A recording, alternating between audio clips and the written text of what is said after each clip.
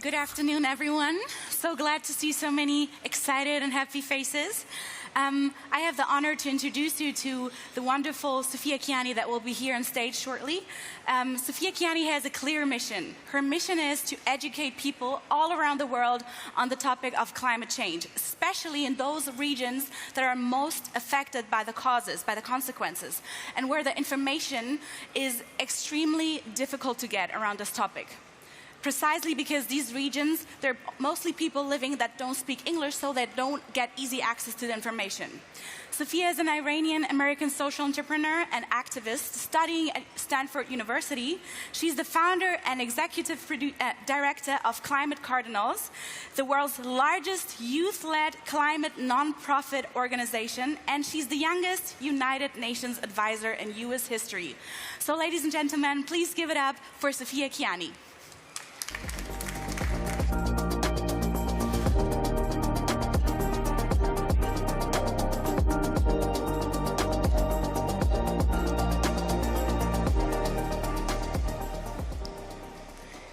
Hi everyone, I'm Sophia Kiani, and I'm excited to be speaking to you all about my journey as a climate activist, really what inspired me to get involved in this space, and kind of applying my learnings to what I think that means for the world at large, and hopefully you all in the audience, and how every single person is poised to make a difference when it comes to climate change. So to set the scene, to start, when I was just 12 years old is when I had my first class about climate change in 6th grade. And right after that, I went on a summer trip to Iran, which is my parents' home country.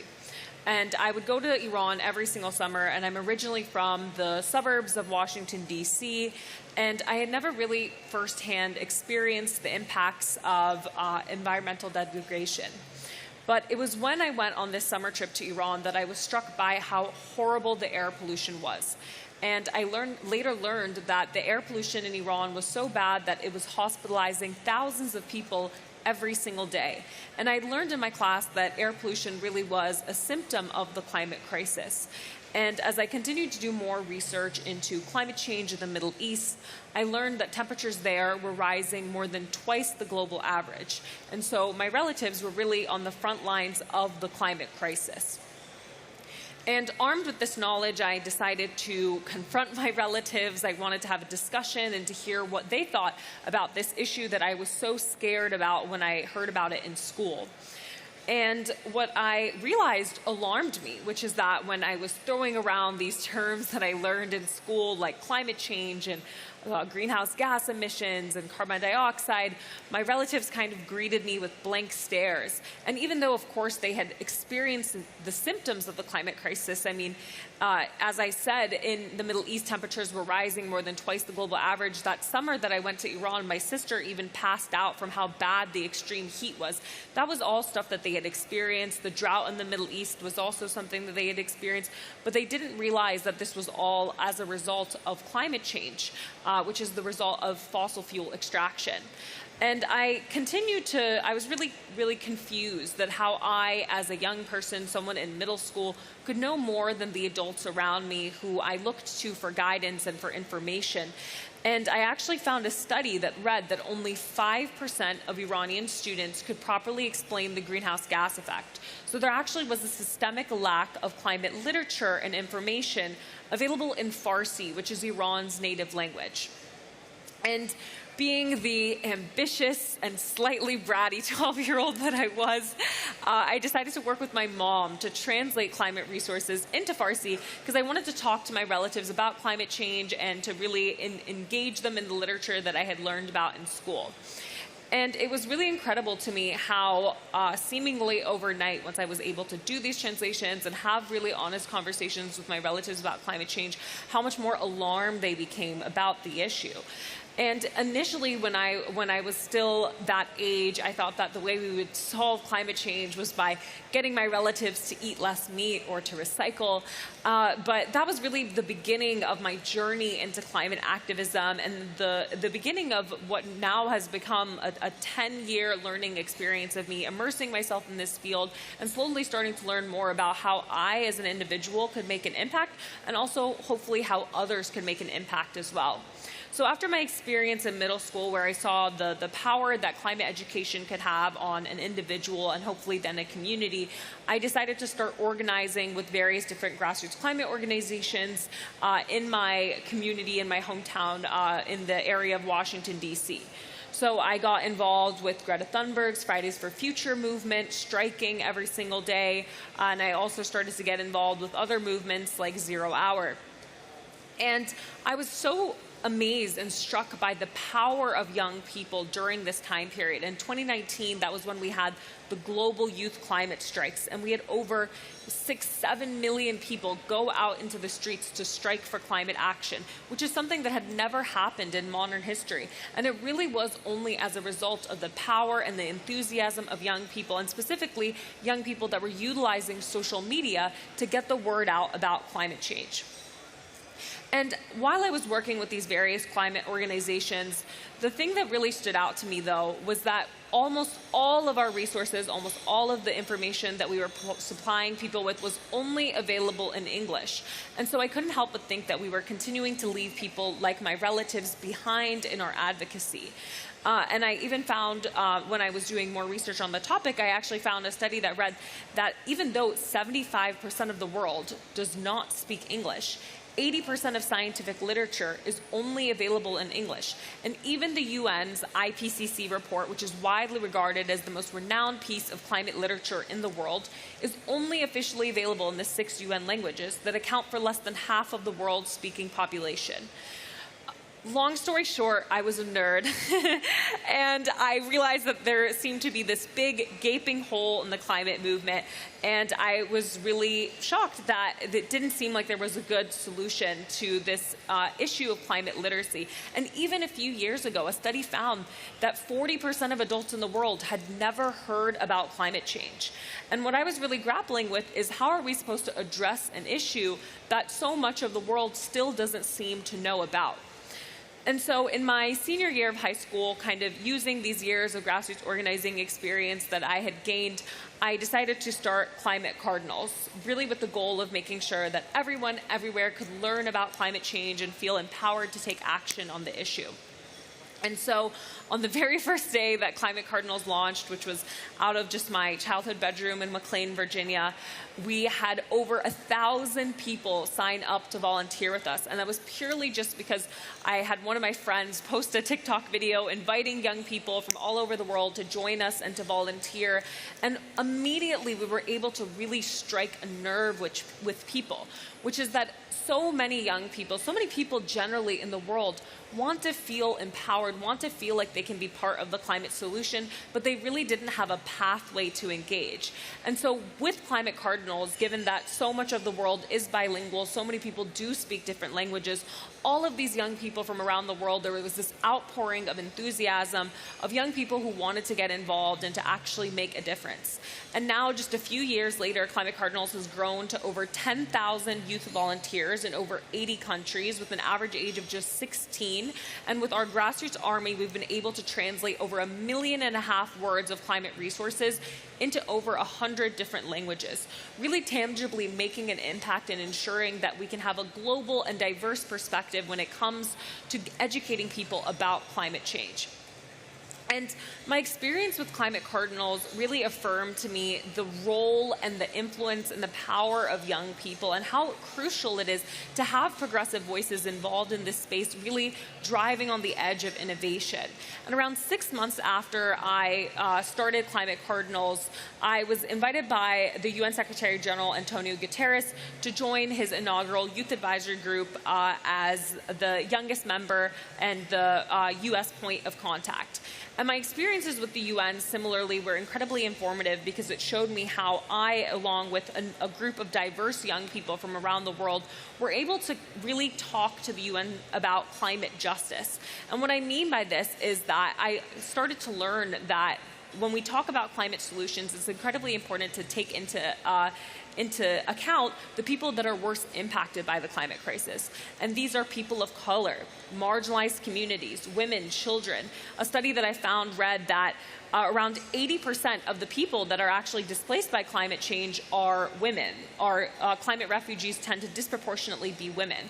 And then similarly, out of the 10 countries that are worst impacted by climate change, 9 of them are a majority non-English speaking, and it really tends to be the global south that is disproportionately impacted by climate change, despite the fact that it's wealthy nations like the United States and like China that are disproportionately contributing to emissions, which is why it's so important for us to do our part, but it's also important to upskill and make sure that these communities that are being worst impacted actually have the resources and the tools they need to advocate for themselves and to advocate for their communities and to speak out about the injustices that they are facing. And so with the combination of these two experiences, I really have spent the last few years pushing Climate Cardinals forward and thinking about how as many people as possible can be involved in our solutions. And part of that has also come from realizing that there is a role for every single person, every single industry and sector to play in this space. So most recently what Climate Cardinals did is we partnered with Google actually to leverage their newest AI and machine learning assisted translation technology to boost our translation capacity. And so with their resources, we were able to do over 500,000 words of translation into 40 languages for institutions like the Yale Center for Climate Communications and the UN Development Program. And that to me was the perfect example of a private sector and public sector interests coming together in order to push forward social good. And I like to frame this all in the larger context of one of the biggest learnings for me when it came to understanding my role and my place in climate change, as well as how it pertained to people generally, was realizing that although it's important for us to take individual accountability and work as much as we can to be conscious consumers, the reality is that the climate crisis was really caused by a small group of individuals and a small group of corporations. And some of the statistics are shocking.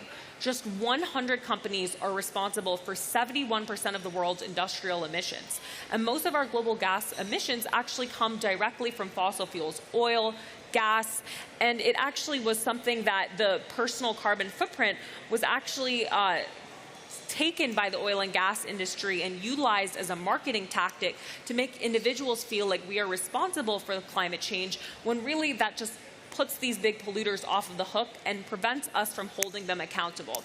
So a lot of my work has been really aimed around making this sort of information accessible and tangible, but then also turning it into action items, which means that the reality is if we want to get ourselves out of this crisis, we need systemic change. And that's going to come from electing policymakers, politicians who are actually going to hold these companies and corporations responsible. Because while it's important to have private sector innovation, the reality is we can't rely on the same people and the same tools that got us into this crisis to actually get us out of it. And it's going to come from a grassroots mobilization of people actually holding these people accountable, speaking out. That's the one thing that I think that people need to realize is so powerful that we have today that we never have had in any other time in history, which is that I, as a 17, 18-year-old girl, was able to reach hundreds of thousands and now millions of people just out of my pure passion utilizing social media as a tool. And that's why consumer and citizen outrage is so important and it is so influential. So the easiest and number one thing you can do when it comes to climate change is talk about it. Speak out, use your social media platforms, and then think about where are you best positioned to make an impact. For me, I realized this giant gaping hole, which really came down to wanting to ensure that my community and my relatives were educated when it came to climate change. But every single person has a different experience and a different set of skills that can inform how they can contribute. And I always say, like, I look at my friends at Stanford, some of them are studying fashion and they're looking at how they can engineer more sustainable textiles. And I look at my friends who are studying engineering and they're now looking at how they can design more efficient solar panels. And so for every single person, the way that you contribute to a climate solution is going to look different. But the number one thing that really stems from all of this is moving from apathy to action and actually finding that sense of agency and that conviction that if young people, if 16-year-olds from all over the world, from Iran to Bangladesh, can feel inspired to want to make a difference in the world, then I truly believe that everyone has the capacity to also contribute positively. So I hope that leaves you with a little bit of inspiration, but I'm excited to answer questions and to dive more into what role I think everyone can play, and also to talk more about my individual story and kind of what I've learned from Climate Cardinals. So thank you guys, and I'm excited to move into Q&A.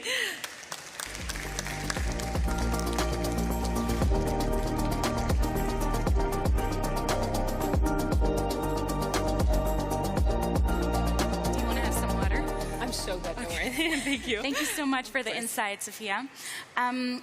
So diving into this visionary talk and this little fireside chat that we're going to have, how do you start climate action as an individual? What is your take on that? Yeah, so there's this really incredible Venn diagram that a marine biologist, Dr. Ayanna Elizabeth Johnson, created. And essentially what it says is when you want to find where you can find the perfect intersection of how you can make a difference, first you need to look at what are you passionate about? What are you good at? And then what problem do you identify as something that you want to work on? Mm-hmm. So kind of like the example that I was giving earlier. In every single sector, someone once said to me, every job can be a climate job. And I think that's absolutely true. So it starts with first identifying what are you passionate about? What do you care about? And then seeing also where in that industry the sustainability and innovation need to happen. And then slowly chipping away at that idea. Because even for me, a lot of my work all started on a local level. I mean, really, it was just me and my mom doing climate translations for my relatives that started all of this. And even when I was starting Climate Cardinals, I recruited 2 of my friends to start as our initial directors, and then it continued to grow and grow. And now we have a team, a core team of 100 youth directors from all over the world who help to coordinate our international volunteer database and just run the day-to-day of the organization. But I could have never imagined that 4 years ago that we would be at the scale that we're at today. So the easiest thing for me to do was do what was most actionable, which was to tackle the issue that was right in front of me, which was the fact that my relatives were unaware of this, and I wanted to first solve that. Mm-hmm. And then from there, it was like, okay, who else can I educate? And then I started to work in DC and my local area, and then from there it went national and then international. So really looking at it as a series of iterative steps, but also thinking about where in your industry does innovation need to happen, and what do you feel passionate about, and what do you think you can contribute? Yeah, I think that's a very interesting point, because oftentimes we set the goals too high and then we get distracted, or like we lose motivation on the way because it's just too high. What would you say, how do we motivate individuals to do something?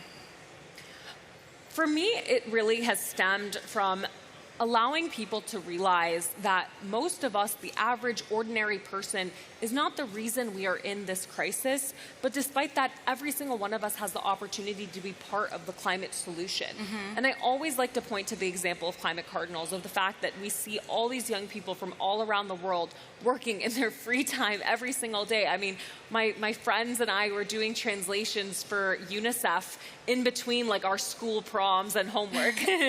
And so if young people can fit in this work in their spare time, then I honestly think everyone can do the same if they feel that passion and that desire to spark change. Mm-hmm. And I also like to always tell people, like, the number one thing when people ask me, like, what can I do when it comes to climate change?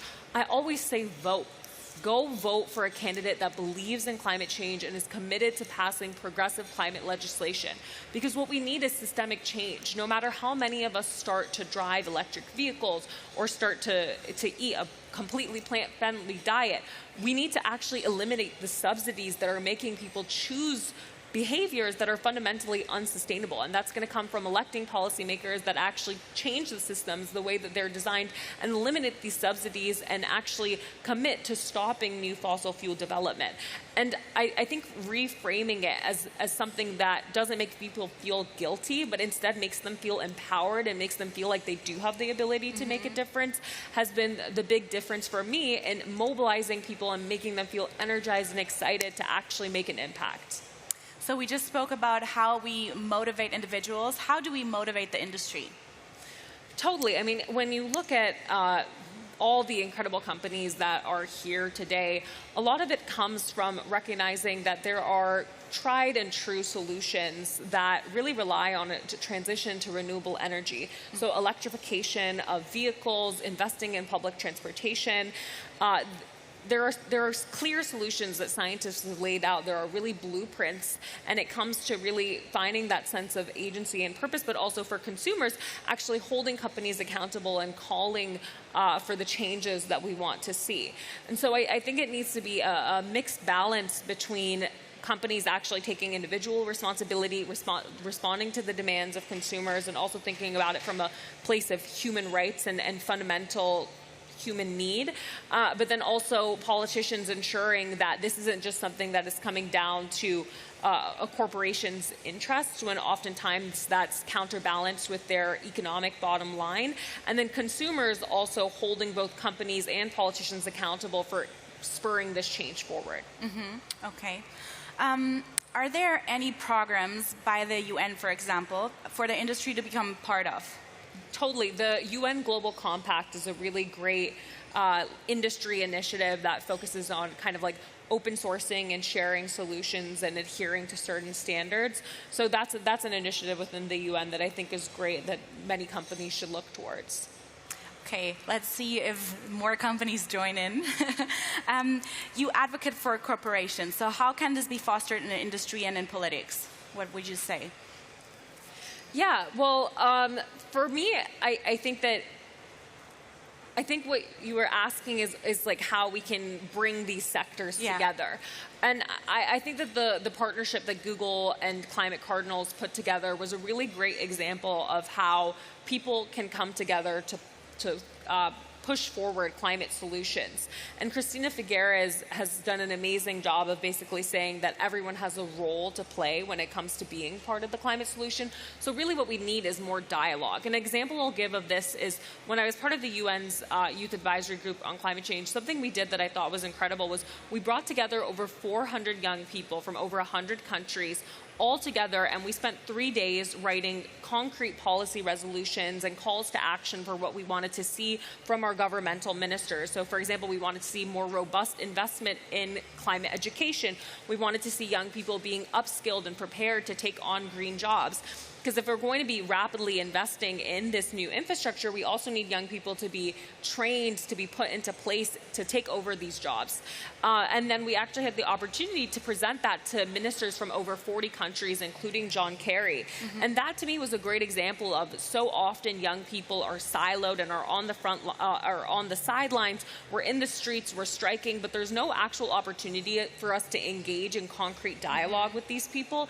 And so creating rooms for that to happen, and even for us to be able to talk to Google and talk through how can they, as a large corporation with millions of dollars, support a small youth-led organization with ours, not just with capacity building and with translation tools, but also with monetary support, but then also helping us to build out how can we make our organization long-term and sustainable so that we can continue our future growth. So that I'm very, very passionate about fostering dialogue, because I think too often, especially with social media and with cancel culture, it becomes really easy for these conversations to be lost in the us versus them mentality, when the reality is if we work together, then we can all win. Yeah. If we keep it like completely separated, then no one will feel responsible for it on the other side, right? So speaking about the dialogue, what do you think about the role of the IAA as a platform like this? Like, what kind of role do we play in the dialogue?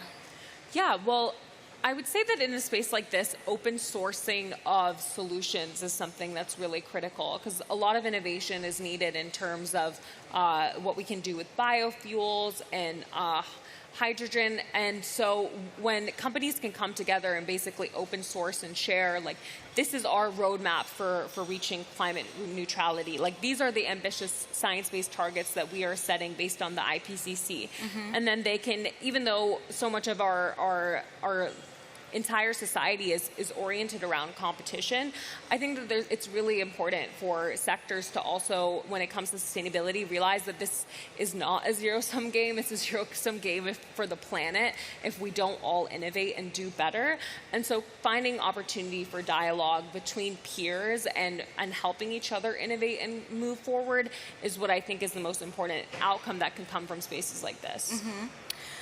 So aside from going more into the dialogue and all the steps that you already mentioned, are there some more steps that we could take for us to be to better our role, especially by the IAA? Yeah, well, what scientists have been calling for is an end to all new fossil fuel development and massive transition in clean and renewable energy. And so that's also going to come from electrification of our mobility systems. That's the number one thing I think that everyone here should really be focused on. And then also, I think balancing that with regulation of setting low emission zones or certain targets that each company needs to make. But I would say that generally electrification is the standard that the industry needs to hold towards. It should be the main focus. Yeah. Okay. So the last question is, how can we ensure that everyone's voice is heard? Because you have a big platform, you made yourself a big platform. I mean, you didn't grow up just having the platform, you took the chance. How can we ensure that voices are going to be heard more? Well, honestly, I think in a lot of ways, social media has really democratized access to social impact. Mm-hmm. There has never been a time in history when an average, ordinary person can go on the internet and share their perspective. And if it's compelling, millions of people will like and share and retweet that. And in addition to that, I mean, we all have the opportunity to be held through our civic democratic systems. So you can write a letter to your elected officials. You can go and vote for people that you care about. You can help to canvass. You can help to get out the vote. You can make calls for these candidates. That's one way that I think everyone can have their voice heard is by really engaging in our democratic processes and being more politically and civically engaged citizens. And maybe also not being so focused in playing the main character and being heard for the voice itself, but supporting people that are already there, maybe, and have them. Totally. I mean, I think that's also one of the easiest things that other people can do is there's so much that comes from education as well, self-education. And a lot of the work that I've been doing now has been following climate scientists like Michael Mann or Katharine Hayhoe and really reading the resources that they put out every single day, realizing that I'm still a student. I'm still just finished my junior year at Stanford, and there's so much that I still need to learn. And I think everyone adopting that student mentality of looking at climate scientists really as experts in this field and relying and leaning on them when it comes to solutions, and realizing that young people like me are best positioned to really communicate the sense of urgency, recognizing that already my generation is experiencing the impacts of the climate crisis at a rate 3 times higher than my grandparents, with unprecedented flooding, with unprecedented droughts, all of these extreme weather disasters all across the world. And so having this healthy sense of, yes, we need to foster dialogue, yes, we need to talk about the solutions, but also sometimes it's good to just be a passive student and to embody a learning mentality and to think about how can I learn from those around me who are living the experience and doing the things that I want to. Well, that was the perfect end sentence. Thank you so much for taking the time and coming here, speaking to us, also educating us. It was so interesting to listen to you, and I wish you all the best for the future, and we will follow around. Thank you so much. Thank you all for having me. Thank you, Sophia Kiani.